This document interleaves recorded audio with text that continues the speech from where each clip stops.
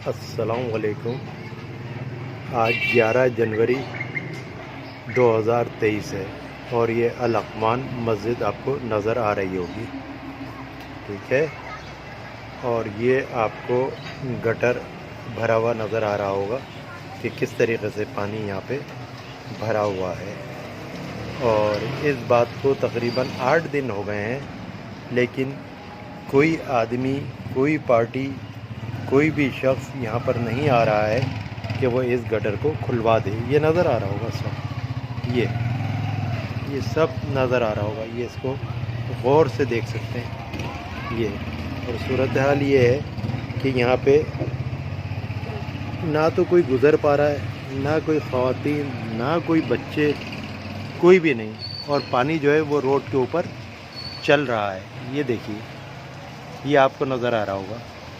जबकि मैं ख़ासकर इस वीडियो के में ये बात मेंशन करूँगा कि यहाँ पे तमाम लोग जमात इस्लामी के सिलेक्ट हुए हैं, सारे लोग। और वो कहते थे कि हमें वोट दे दो, हम सारे मसाइल आपके हल कर देंगे। और ये आपके सामने सूरत हाल है। और यहाँ के तमाम लोगों ने इनको वोट दिया है बाकायदा, क्योंकि कोई और ऑप्शन था नहीं, एक यही ऑप्शन बचा था कि इनको वोट दिया जाए। लेकिन ये आज 9 दिन हो गए और ये दोबारा वीडियो बनाकर मैं डाल रहा हूँ ताकि शायद कोई गैरत आ जाए, शायद कोई लिहाज हो जाए। वोट मांगने के लिए तो खैर इनको सब पता चल जाता है, आ भी जाते हैं वोट मांगने के लिए घरों पे, और सब नज़र आता है। लेकिन ये गटर भरे हुए नज़र इनको नहीं आ रहे हैं। तो खुदा के लिए कुछ रहम करें, लोगों ने आपको सिलेक्ट किया है, आप आके इसको क्लियर करवा दें, लाइन डलवा दें। ये हर 3 महीने के बाद ये भर जाता है और एक हफ़्ता भरा रहता है, 2 हफ़्ते भरा रहता है, कोई नहीं आता है इसको क्लियर करने के लिए। ये आपके सामने सारा देख सकते हैं। और कल जुमा भी है और जुमे को लोग इसी पानी में से गुज़र कर जाएंगे, इसी पानी में से। ये तो भाई कुछ अल्लाह का रहम करें, लोगों ने आपको सिलेक्ट किया है। मैं इस वक्त मौजूद हूँ गुलबर्ग टाउन UC5A में। और यहाँ पे आज जो कि MQM पाकिस्तान की तरफ से यहाँ के जो सेवरेज का जो निज़ाम था उनको बहाल किया गया है, क्योंकि ये 15 से 20 दिन से यहाँ पे एला मोहल्ले का कहना है कि 15 से 20 दिन से हम परेशान थे, जो कि यहाँ पर आए दिन का ये गटर बहता था। और आज हैवी मशीनरी बुलवा कर टाउन से उनको यहाँ से ये क्लियर करवाया गया है। और MQM पाकिस्तान के कारकुन यहाँ पे मौजूद हैं और ज़िम्मेदार भी यहाँ पे मौजूद है, जिन्होंने यहाँ पे इन्होंने काम करवाया है। आइए हम इनसे बात करते हैं। संजीदगी से लिया, हम तकरीबन 15 से 20 दिन से टाउनों के चक्कर लगा रहे थे, चेयरमैन के बाद चक्कर लगा रहे थे जो जमात इस्लामी के हैं अभी यहाँ के चेयरमैन, लेकिन हमें वो रिस्पॉन्स नहीं मिला।